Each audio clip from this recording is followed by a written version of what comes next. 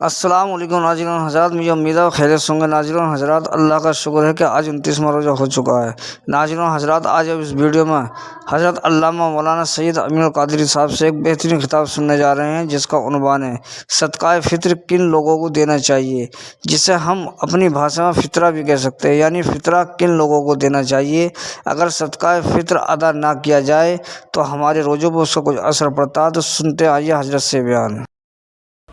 ابھی عید آ رہی ہے، صدقہ فطر ادا کرو گے، ٹھیک؟ صدقہ فطر اکثر مسلمان ادا کرتے ہیں۔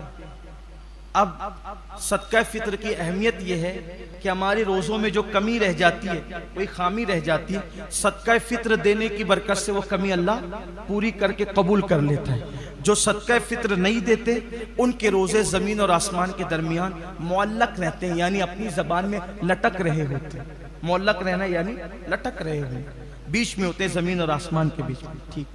اب صدقہ فطر سب دیتے ہیں۔ میں سمجھتا ہوں مالیگاؤں میں جن لوگوں پر واجب نہیں ہے، ایسا شوق ہے ہمارے یہاں، وہ بھی دیتے ہیں۔ کس کو دیتے پتہ ہے؟ جاگلی کو۔ صدقہ فطر کس کو دیتے ہیں؟ جاگلی کو۔ صدقہ فطر کس کو دیتے ہیں؟ اور مانگنے کے لیے آتے ہیں، کہاں کہاں سے لوگ ادھر ادھر، ان کو دیتے ہیں۔ آپ سے پوچھتا ہوں بھائی، وہ کافر ہیں، وہ مسلمان نہیں ہے، اور صدقہ فطر آپ کافر کو دو گے تو ادا ہی نہیں ہوگا، ادا ہی نہیں ہوا۔ اور جب صدقہ فطر ادا نہیں ہوا، دیا تو آپ نے، خرچہ تو ہو گیا، مال تو گیا، گیہوں تو گئے، اناج تو گیا، پیسے تو گئے، لیکن آپ کو مسئلہ معلوم نہیں تھا، جاگلی کو دے دیا نا۔ اور نہیں مولانا، میں عورتیں تو کہتے ہیں نہیں مولانا، وہ تو مہینے بھر جگانے کے لیے آتا رہا۔ ارے اللہ کی بندی، وہ مسلمان نہیں ہے، صدقہ فطر مسلمان کو دیا جاتا ہے، غیر مسلم کو دو گے تو ادا ہی نہیں ہوگا۔ اور وہ گاڑیاں بھر بھر کے لے جائے، میری آنکھیں پھٹتی ہے، دکھ ہوتا ہے، اتنوں کا ضائع ہو گیا۔ وہ جو آتے ہیں وہ غیر مسلم فقیر گاڑیاں بھر بھر کے لے جاتے ہیں، یعنی اتنے لوگوں کا صدقہ فطر ضائع ہو گیا۔ ضائع ہو گیا تو کیا ہو؟ معلوم نہیں تھا، سیکھ تو لیتے، علماء سے پوچھ تو لیتے۔ علماء کو تو آپ دشمن سمجھتے ہو، ارے یہ لوگ کیا، ان کو کیا سمجھتا ہے، سب آپ کو سمجھتا ہے۔ اگر آپ بیمار پڑ جائیں تو کس کے پاس جاتے ہو؟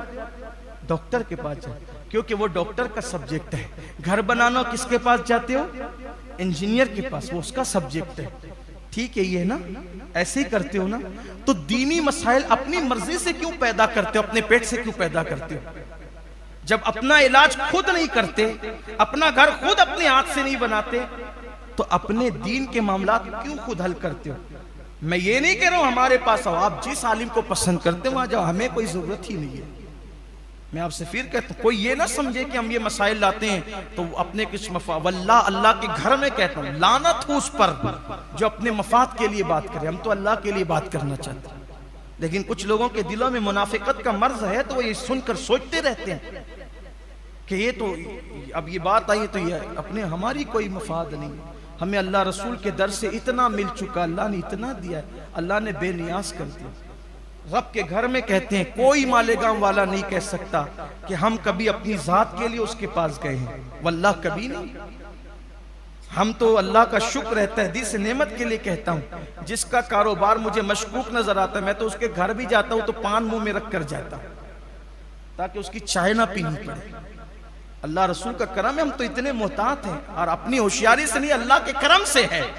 اپنی کوئی تقوی پرہیزگاری بتانا مقصود نہیں ہے، لیکن یہ جو باتیں کہی جاتی ہے حق صرف لوجہ اللہ کہی جاتی ہے۔ مت دو کافروں کو، آپ کا صدقہ فطر ہی ادا نہیں ہوگا۔ بتاؤ لوگوں کو، دین پتہ نہیں ہے، اگر دینا ہے تو مدارس میں دو، دینا ہے تو غریبوں کو دو، نہیں مدرسے میں دینا ہے تو غریبوں کو دو، غریبوں تک پہنچاؤ۔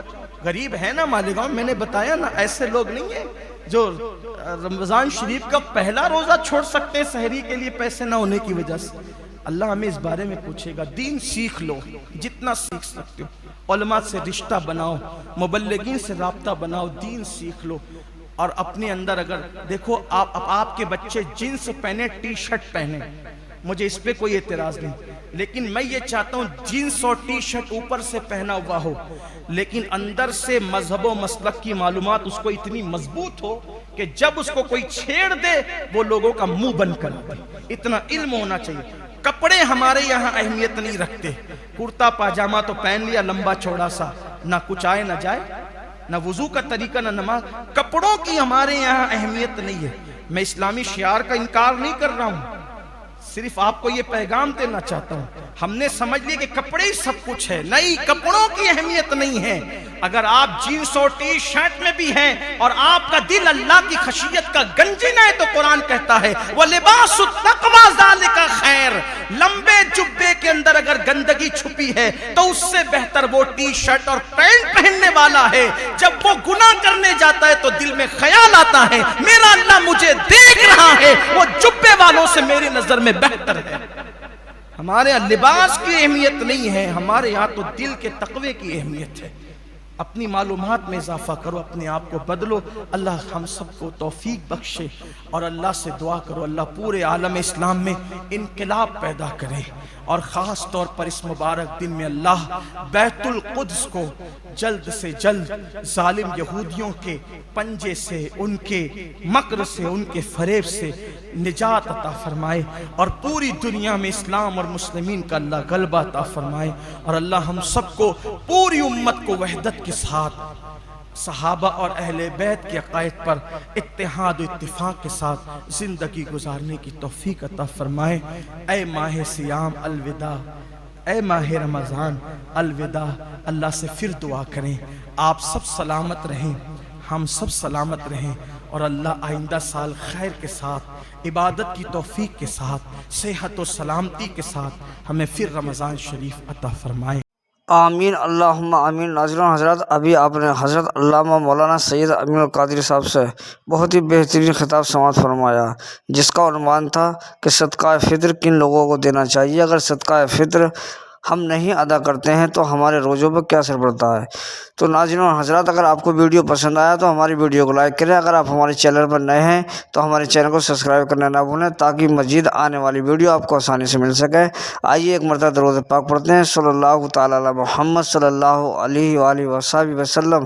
میرے آقا کریم صلی اللہ علیہ وسلم ارشاد فرماتے ہیں کہ جو دنیا میں مجھ پر کثرت سے درود پاک پڑے گا میں کل قیامت میں اس سے مصافحہ کروں گا. تو آئیے ایک مرتبہ اور درود پاک پڑھتے ہیں. صلو علی الحبیب صلی اللہ تعالیٰ علی محمد.